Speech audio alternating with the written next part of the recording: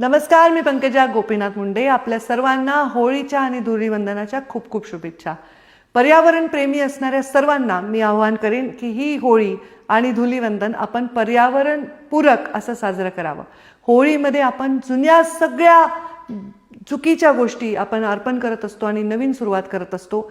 नकारात्मक गोष्टींचं दहन करत असतो आणि सकारात्मक गोष्टींची सुरुवात करत असतो. तसंच आपण या होळीमध्ये दहन करूया त्या सगळ्या गोष्टी ज्याच्यामुळे पर्यावरणाचा ऱ्हास होतो आणि आपण त्या सकारात्मक पावलं उचलण्याला सुरुवात करू, जेणेकरून आपण पर्यावरण वाचवू शकतो.